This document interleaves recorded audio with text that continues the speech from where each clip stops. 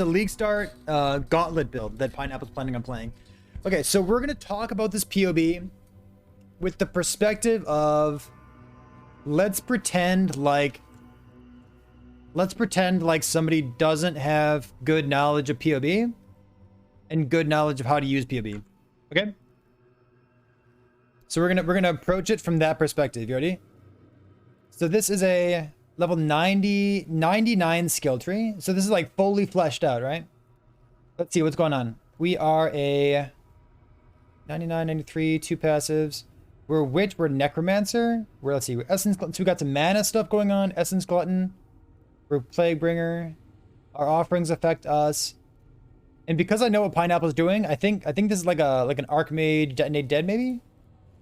We'll see. This is a sacrifice. Our offerings affect us. We're gonna be nice and tanky with this. All right. Let's take a look at the skill tree. We need to get our grounding first, right? Before anything else, we need to get our grounding and like figure out what the hell is going on with the build. So I know that we're Ellie Overload, so we're non-crit. Let's see, 5.4k life, about 3,000 mana. Okay. So we're like life might never matter. So our life pool is like not effective HP, but like our life pool is like maybe 8,000-ish. We're non-crit, which allows us to invest in defenses. We're mind over matter, like we said. Any other keystones? We're Unwavering Stance. Unwavering Stance means that we can't use Blind. Blind does nothing, because Blind means like evasion, and like you can't evade, so... but it means that we're never going to get stunned. And if we're playing in the Gauntlet with all those damage mods turned on in a private league, this is probably a good idea. I'm kind of into it. Some block nodes here. Some block nodes here. Some block nodes here. Some block nodes here. And we have offerings apply to us, our bone offering. So we're 56. Love it. I love not having glancing blows on this as well. Looks great. Let's see. Stuff applies to us. Let's take a look at what the skills are. See, we're Enduring Cry, Second Wind, Dash. You might want generals, urgent. You might want urgent orders in here to make it go faster. But I like it. So Enduring Cry means that we get endurance charges. So I'm gonna come in here and like turn this on. So I'm gonna assume that we have endurance charges this whole time. So as we go through this character, I need to pause real quick. As we go through this character, because we're explicitly talking about defenses, I'm going to show you this tab on the very end, okay? So nothing's turned on here. Steel skin. Okay, so everything's turned off defensively. We're going to go to Cyrus. Doesn't Awakener 8, whatever, doesn't matter. But effective HP calculation mode. So this line of text right here, EHP calculation mode. You can drag this to average, minimum, melee, spell, projectile spell. You can see exactly how tanky you are against any kind of specific incoming damage. I'm going to leave it on average, and then I'm going to go to the calculation tab over here. On the calculation tab, on the very bottom, this is one of the best things that I can show you right now. This is the damage taken in this blue box here. And damage taken, we have Fizz, Lightning, all the Elemental, and Chaos on the end. In general, any given character, especially spellcasters, probably do not have enough effective hit pool, this very last thing, EHP, against physical hits. On average, any given spellcaster, or even any given build, probably does not have enough right here. So as we toggle things on and off, as we account for Fortify, or Immortal Call, or the Flasks, or Endurance Charge, as we account for all those things, I'm going to toggle over to this, and I'm going to show you the effective hit pool, all right? So, let's see. The maximum, the biggest single hit that we can take would be 9.2k. So we cannot survive a 10k hit. But, on average, our effective hit pool is approximately 21,000. So those are kind of like two different things, right? Like one's like the biggest single hit that you can take, and the other one is like a rough estimate of what your effective HP is, right? So think about this, like blind... If you're blinding an enemy, they have a 50% chance to miss you, right? But like, does that mean that you can tank a 10k hit instead of a 5k hit? No, not really. So it's the maximum hit taken if you do get hit, and then like the effective hit pool. So you see how those kind of things are a little bit different, right? Yeah. So we have endurance charges. We're at 21.5, and then we're like 78, 78, 78, 23. 23 because our chaos res is a little bit low, but who cares about that? So the elemental looks fine, and then our 21.5. Let's turn on endurance charges. Pop, because we're using Enduring Cry.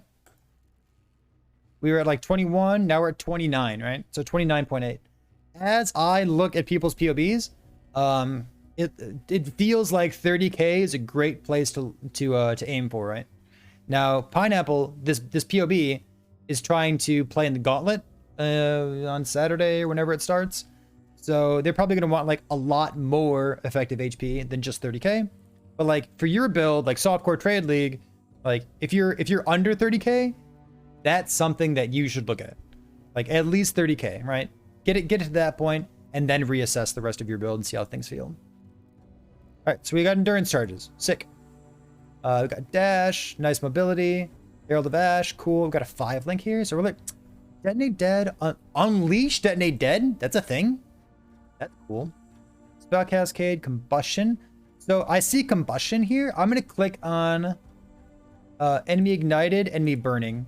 I'm going to toggle both those things on as I find things that are relevant. So again, that was in the configuration tab here. Let's go back to skills. Flammability, toggle this on and off. Make sure that everything's working okay. Excellent. Stormbrand says LE overload. We're not, I don't think we're igniting stuff. So we're not LE equilibrium. So I think the Stormbrand is only being used. Whoops. Whoa. I think the Stormbrand's only being used to make sure that LE overloads up. I get it. I get it. Steel skin, cool. Some of the guard skills are calculated down here in the damage taken. Immortal Call, for example, when it goes off, it says like take reduced damage of those types. Or I think it's take less damage of those types. Turn this off, turn this on. So Immortal Call says take less damage of these types.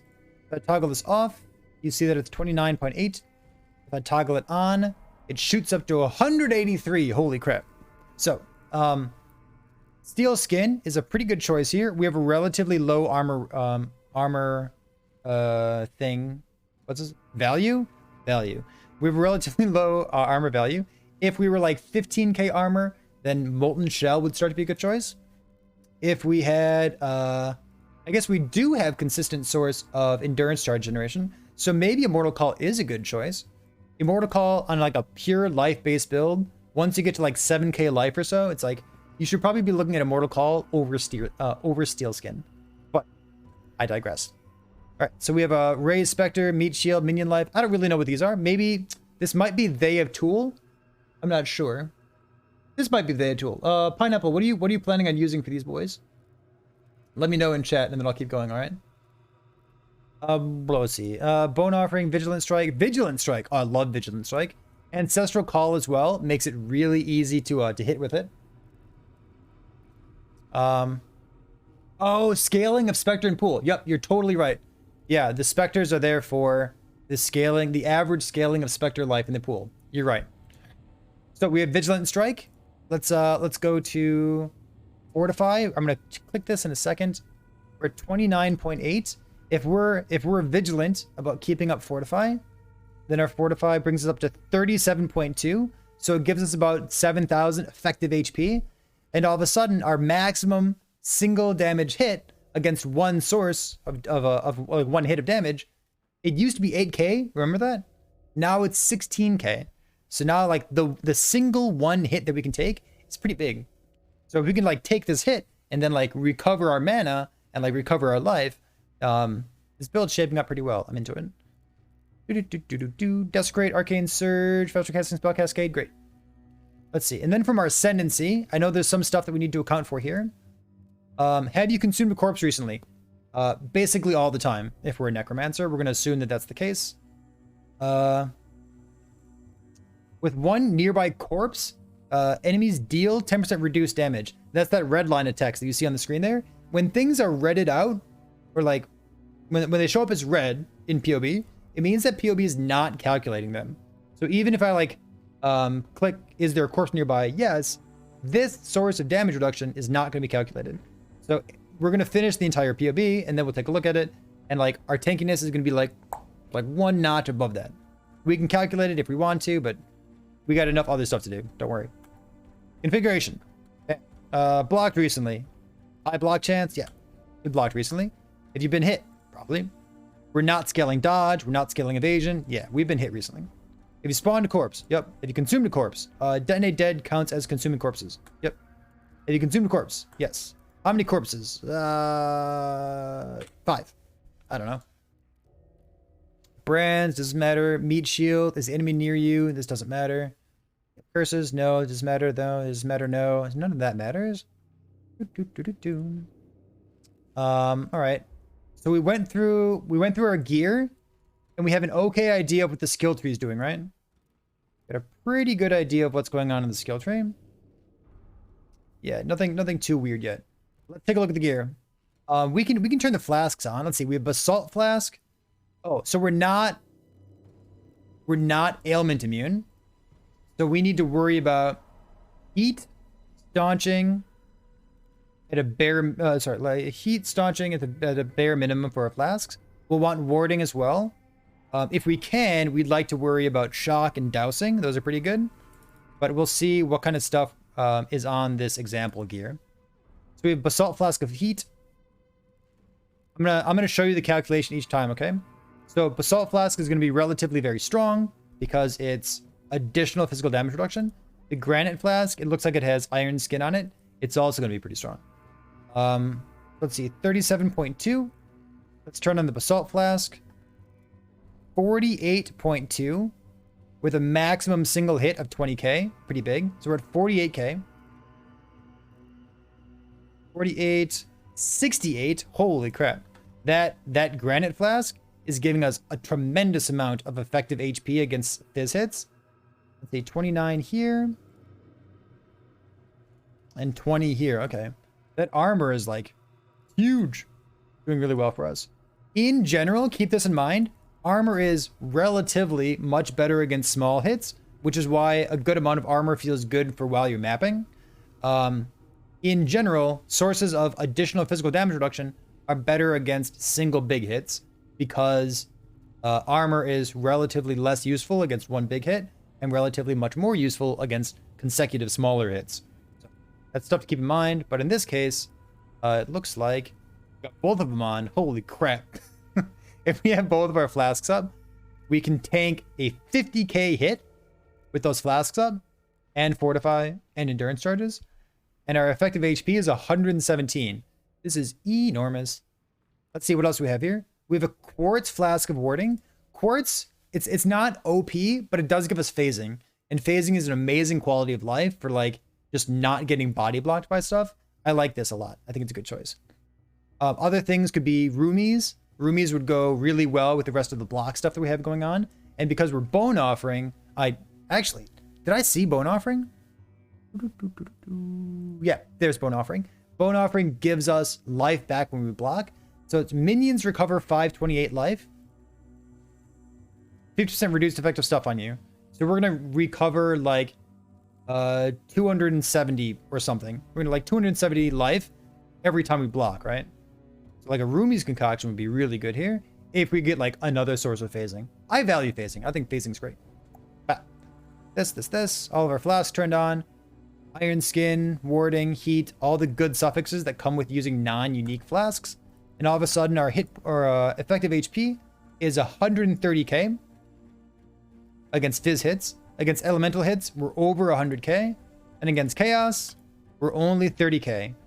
It's a little bit low, but you can raise the chaos a lot simply by getting chaos resistance. So I'm not going to focus on this for the time being. Bam. What else? Gear. We probably want trigger socketed spell when you use a skill, but fire damage. This is I'm gonna guess this is probably a bunch of basic looking gear. We'll see. Chance to block projectile hits, chance to block spell damage. Yeah, when you're trying to scale your block, getting affixes like that on a shield, like chance to block spell damage in particular. Spell damage block is much harder to get than attack damage block.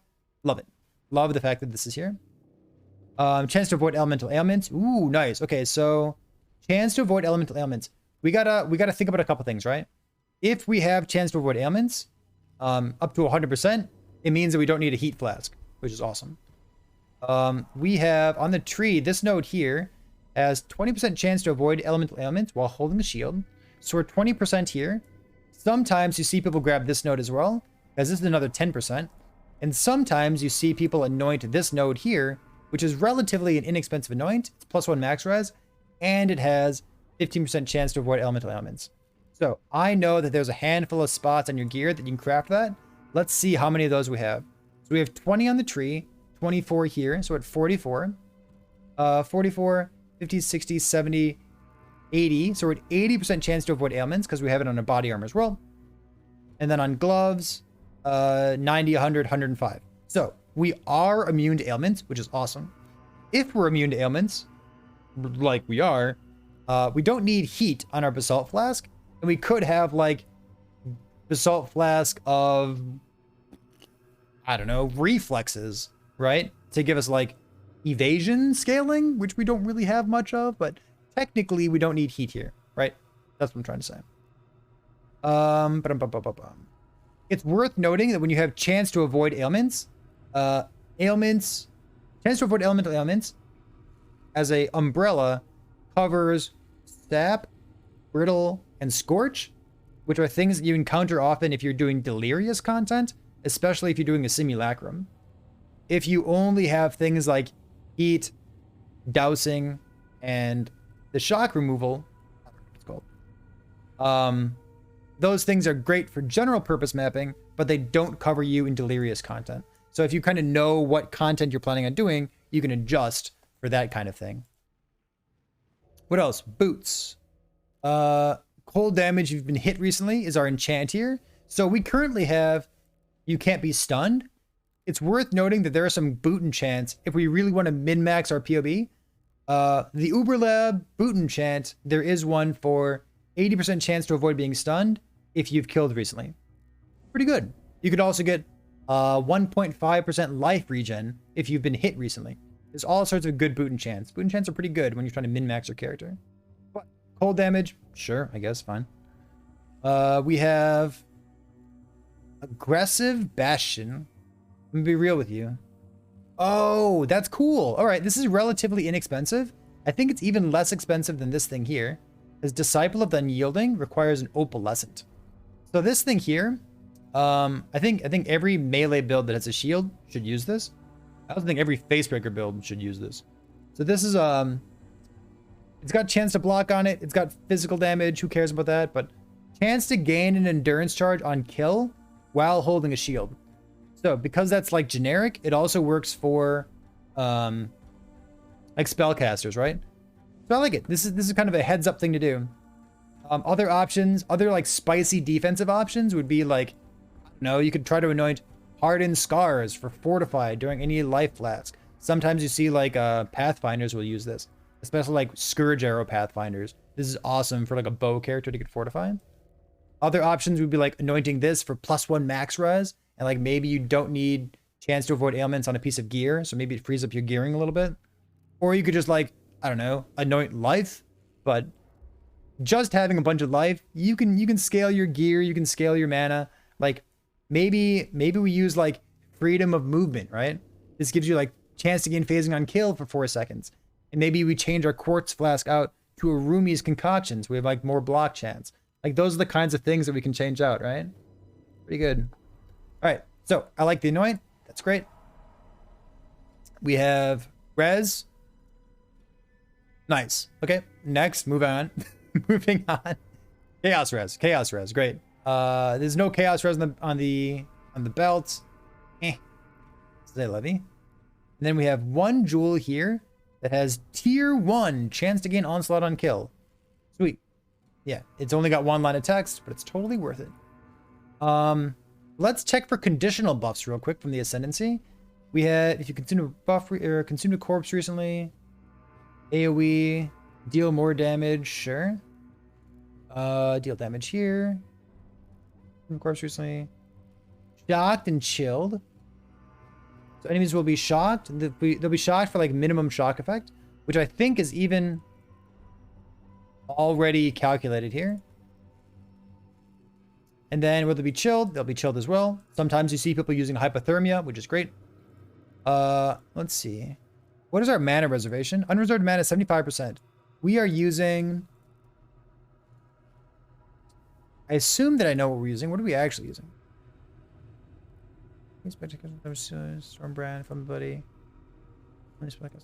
Herald of Ash. Okay, so we're using Herald of Ash. We could consider dropping Herald of Ash. If we wanted to, we could use something like Flesh and Stone, which would blind nearby enemies. But then blind doesn't do anything if we're using Unwavering Stance. So again, all these things kind of go together, right? All right. Anything else? We're not Archmage, right? Detonate Dead. Detonate Dead, the secondary damage does not scale with added damage to spells. So we're scaling like Corpse Life and stuff. Reduce mana cost because we're trying to just stay alive, quite frankly. Cool. So how much damage this is like how much damage are we actually dealing? I don't really know. Let's see, inspiration. This one. Spell 146k. Corpse Explosion, another like 84k. So like, I've set the Corpse Life. Corpse Life. Is it enemy Corpse Life like this? Hit damage, enemy level. How much life is this? What's a good number? You tell me. This is your POB. Let's see. Frenzy charges. 25,000. Okay. Enemy Corpse Life. 25, 1, 2, 3, like this. Okay, so we have a Corpse Explosion of about 200k. And then the spell itself is about like 146. So we're just shy of like half a mil, right? Which is a little bit low. There might be something here that I'm missing. Does that sound right? About half a mil? Sounds like about half. What is this thing here? Plus food number of corpses. Oh, it's per corpse. Oh, it's per corpse. How many corpses are we detonating at a time? Because we have spell cascade for each one, right? 10? Oh. We're 5 mil DPS? Wait. Is that how numbers work? Yeah, we're like 4.5 mil DPS, something like that. Yeah. Oh, 4.5 mil DPS? Sounds hot.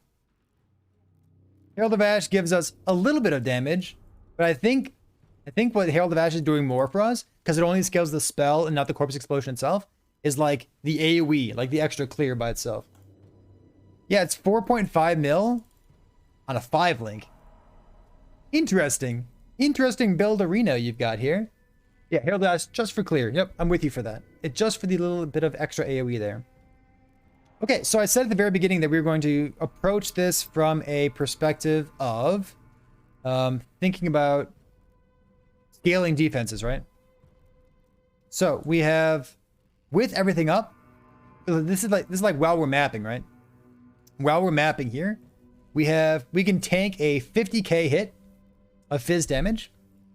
Our effective HP is 130k, which is exorbitantly high. Again, I said that like your average like soft core trade league spellcaster character, which is like, I don't want to talk down on them because like I'm also a soft core trade league player, right?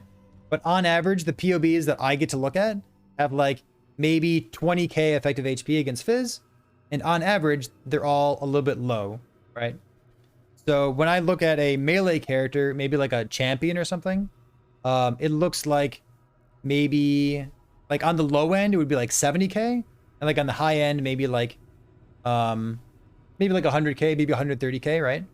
So like this character is like exceptionally tanky. This is a very big number here. Our elemental mitigation is already quite high. The chaos mitigation is kind of low, but basically your only chaos res is, or the only thing that you're doing against chaos res is, or against chaos damage is like fortify, or have a big hit pool, or like maximum chaos res, right? Yep. So that's the kind of stuff that you would do if you're interested in mitigating chaos damage, or just like I don't know, BCI, right? Is there anything that we're missing here in terms of configurations? I think we configured stuff pretty well, right? Yeah, I think so. I do have Fortify checked, yes. Pretty interesting. I'm going to scroll back up here in chat to make sure that I'm not missing anything here. Shield charge is forced phasing. It is. I don't disagree with that. I just still like phasing. I'm kind of into it. Let's see. I'm going to scroll up. Is there anything that I've missed here? There was somebody in chat who said that they weren't too familiar with POB stuff. So I wanted to make sure that we kind of addressed that, right? Is there anything that I've missed in chat? No? Okay. I think we're well covered it. So, any questions? Does that make sense? I love not having glancing blows. It's great. 56 block chance is totally fine. Yep, big agree with you. Trigger wands are excellent. Having a trigger wand to like do any kind of corpse automation that we need would be ideal. Wands, yeah, it has to be a scepter, right? Because you're using Vigilant Strike. I'm with you on that. Cool. I might clip this. This seems like a relevant conversation to have. Maybe we did a good job with it.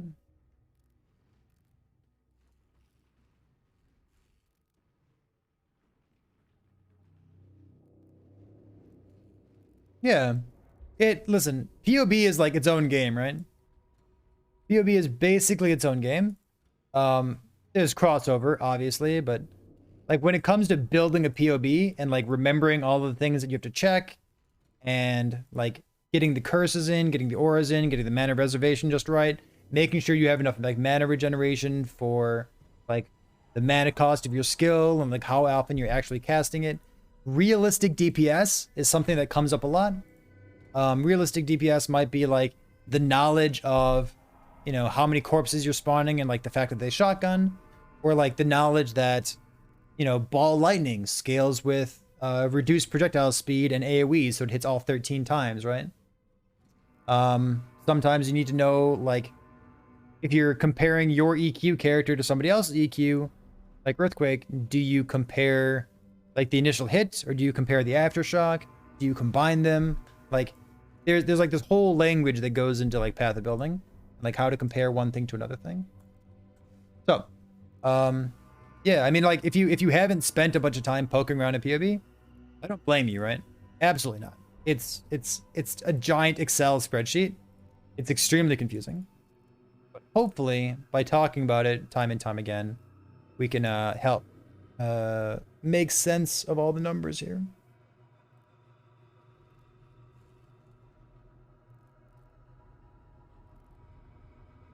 Another streamer says it's more fun doing POB than just POE. If there were a POB category in Twitch, I would spend more time streaming POB than I would POE.